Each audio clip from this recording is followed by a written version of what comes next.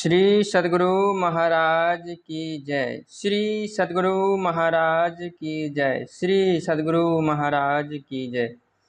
महर्षि संतसेवी की बोध कथाएं पुस्तक से क्रमांक संख्या 8। शीर्षक है यह सच कि वह सच। एक समय की बात है, राजा जनक जी अपने महल में सोए हुए थे। उन्होंने स्वप्न देखा कि किसी राजा ने उनके राज्य पर चढ़ाई कर दी। लड़ाई होने लग गई और घनघोर युद्ध हुआ। अंत में राजा जनक जी हार गए। वे बंदी बनाकर नए राजा के सामने लाए गए। राजा जनक डर के मारे थर-थर कांप रहे थे। जिस राजा के अधिकार में राजा जनक हो गए थे, उसने कहा, जनक, डरने की कोई बात नहीं है, मैं तुम्हारी जान नहीं लूँगा। तुम्हारे शरीर पर जो राजसी वस्त्र अलंकार आदि हैं, उन्हें उतार कर नीचे रख दो और एक कोपिन पहन लो और तुम इस राज्य से बाहर चले जाओ। अब यह सारी प्रजा मेरी हो गई है। तदंतर प्रजाओं में यह ढिंढोरा पिटवा दिया कि अब राजा जनक राजा नहीं रहे, राजा मैं हुआ। अब जनक से कोई बोल तक नहीं सकता।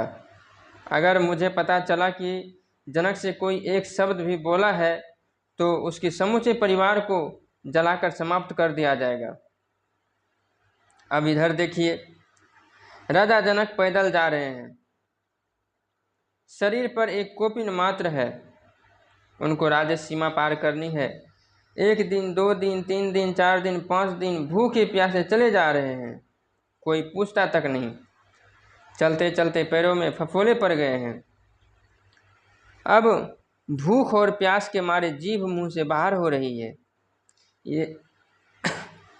ये निकैन प्रकारेण 7वां दिन होता है तो राजा सीमा पार करते हैं। दुर्बल हो ही गए हैं, राज्यपाठ पहले ही छीन लिया गया है। जब राज्य सीमा पार करते हैं तो वे किसी से पूछते हैं, भाई बताओ जरा, यहाँ आसपास में कहीं कुछ खाने को मिलेगा क्या? तो एक आदमी ने कहा कि थोड़ी दूर आगे जाओ, वहाँ खिचड़ी बट रही है, तुमको खिचड़ी मिल जाएगी। लेकिन समय पूरा होने जा रहा है, कहीं ताला न लग जाए भंडार घर में। पैरों में फफोले हैं, चल नहीं सकते हैं और भंडार के बंद होने का भी भय है। इसलिए वे किसी प्रकार आगे बढ़ते हैं। फफोले फूटते हैं, पानी बहता है और घाव में पीड़ा होती है। इधर भूख भी सता रही है, अतः बढ़ते चले जाते हैं। जाते जाते जब तक पहुंचते हैं, भंडार में ताला लग ही जाता है। अब क्या हो? कहते हैं कि मुझे तो बड़ी भूख सता रही है, कुछ खिलाओ। उत्तर में मिला, पहले आते तो तुमको कुछ खाना मिल जाता, अब तो जितनी खिचड़ी बनी थी सब बढ़ चुकी है। हाँ, हो सकता है जली हुई खिचड़ी बर्तन में लगी रह गई हो। तो राजा जनक बोले, वही खुरचन ही मुझे दे दो।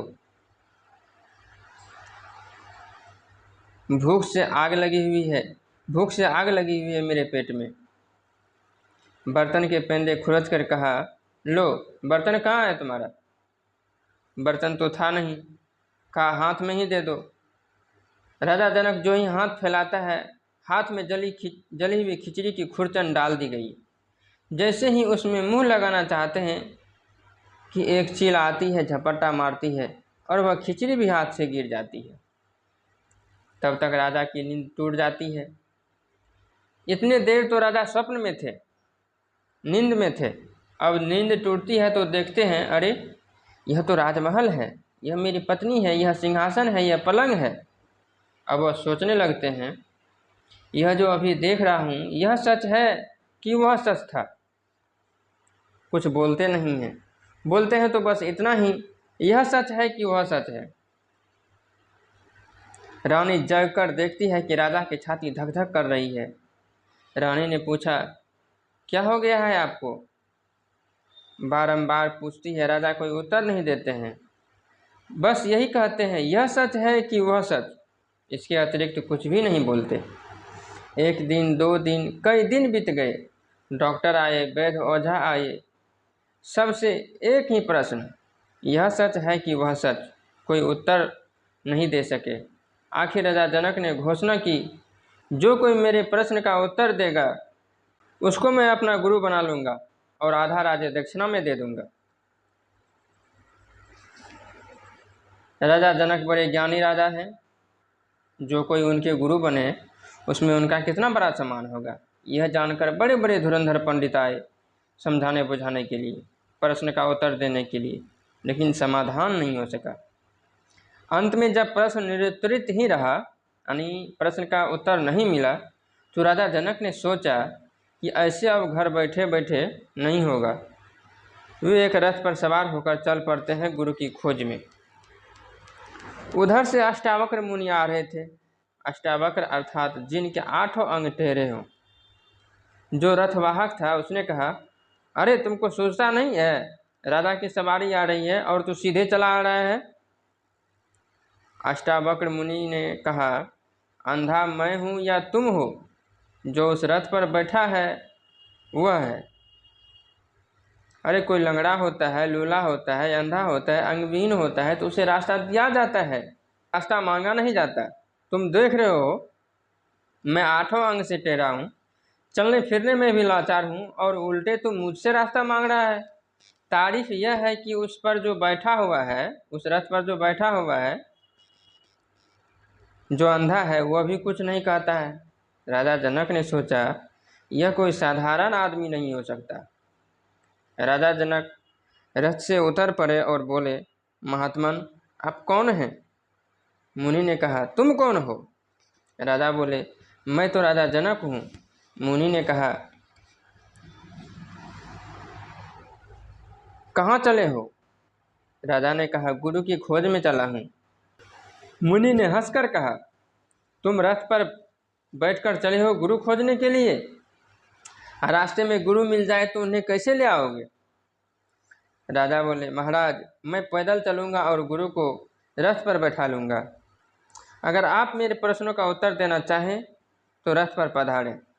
मुनि ने कहा, चल मैं तेरे प्रश्न का उत्तर दूंगा। राजा अष्टावक्र मुनि को रथ पर बैठा लेते हैं और स्वयं पैदल चलते हैं। प्रजा देखती है कि महाराज पैदल चले आ रहे हैं। सब चकित हैं, आखिर रथ पर कौन है? राजमहल आता है। अष्टावक्र मुनि को रथ पर से उतारा जाता है। उनके हाथ पैर मुंह कान नाक सब के सब टेढ़े थे। यह देखकर राजा जनक के सभासद हंस पड़े। इधर अष्टावक्र मुनि ने भी ठहाका लगाकर हंस दिया। राजा जनक ने मुनि को आदर सत्कार के साथ बैठाया और पूछा, आपके हंसने का कारण? मुनि ने कहा, राजन तुम्हारे जो सभासद हैं पहले उनसे हंसने का कारण पूछो। पहले वो उत्तर दे दे, उसके बाद मैं उत्तर दूंगा। सभासदों ने कहा, इस तरह की कुरूपता हम लोगों ने पहले कभी नहीं देखी थी। इस प्रकार के रूप देखने से हम लोगों को एकाएक हंसी आ गई। अब अष्टावक्र मुनि बोले, मेरे हंसने का कारण है कि मैंने सुन रखा था महाराज जनक की सभा में बड़े बड़े ज्ञानी हैं, विद्वान हैं, विज्ञानी हैं, ब्रह्मवेत्ता हैं, आत्मदर्शी हैं, लेकिन जब मैं सभा में पहुंचा हूं तो मुझे बड़ी निराशा हो रही है। यहाँ तो देखता हूं कि सब के सब चमार बैठे हुए हैं। राजा जनक ने विस्मय पूर्वक कहा, महाराज आप ऐसी बातें क्यों कर रहे हैं? मुनि ने उत्तर दिया, अगर कोई आत्मविद होता, आत्मज्ञानी होता, अर्थात में कोई ब्राह्मण होता, तो वह ब्रह्म की पहचान करता। ब्रह्म की पहचान करने वाला ही ब्राह्मण होता है। चमड़े और हड्डी की पहचान करने वाले को भला चमार नहीं तो और क्या कह सकते हैं? इन सभासदों ने तो मेरे चमड़े और हड्डी की पहचान की है। मेरा यह अंग टेढ़ी, मेरी यह हड्डी टेढ़ी, यह चमड़ा टेढ़ा, चमड़े और हड्डी की पहचान करने वाले को चमार की संज्ञा न दी जाए तो और क्या कहा जाए? समझो, विचारो तुम, नदी टेढ़ी होती है लेकिन उसका पानी टेढ़ा नहीं होता है। उसी प्रकार यह शरीर टेढ़ा मेरा हो सकता है, परंतु इसके अंदर निवास करने वाली आत्मा टेढ़ी नहीं हो सकती। वह तो ज्यों की त्यों है। अरे अपने बगल में लगे तकिए को देखो, तकिए के ऊपर के खोल जो हैं, कोई लाल है, कोई नीला है, कोई पीला है, कोई कैसा है, लेकिन सबों के अंदर एक ही प्रकार की रुई है। इसी तरह शरीर बाहर से गोरा है, काला है, लंबा है, नाटा है, मोटा है, दुबला है, पतला है। यह तो शरीर का रूप रंग है, आकार प्रकार है, लेकिन उसके अंदर रहने वाले आत्मा का स्वरूप तो एक ही है। राजा जनक जी समझ गए ये कोई सामान्य व्यक्ति नहीं है। उन्होंने कहा, महाराज, अब मेरी जो जिज्ञासा है उसका समाधान किया जाए। मुनि ने कहा, पूछो। राजा जनक ने कहा, यह सच है कि वह सच? मुनि ने अल्पकाल के लिए अपनी आंखें बंद की और फिर खोल दी। सारी स्थिति को जान लिया। आंख बंद करते ही वे सारी घटना देख चुके थे। उन्होंने कहा, राजन, न यह सच है और न वह सच है। राजा ने कहा, यह आप क्या कर रहे हैं, खुलासा कीजिए।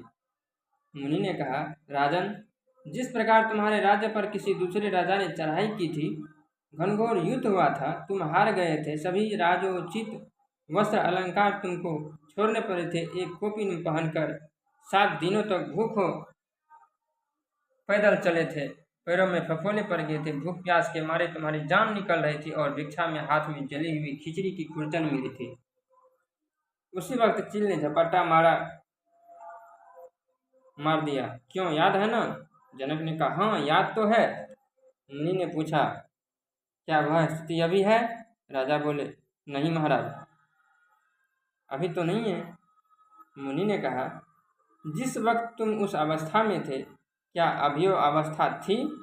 क्या अभी की अवस्था थी तुम्हारी? राजा ने कहा, नहीं। मुनि ने पूछा, यह राज्य वैभव था? राजा ने कहा, नहीं, राज्य वैभव नहीं। कहाँ? तब तो मैं कंगाल था।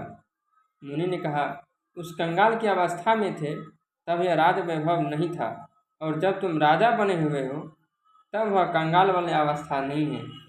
इसलिए न यह सच है न वह सच।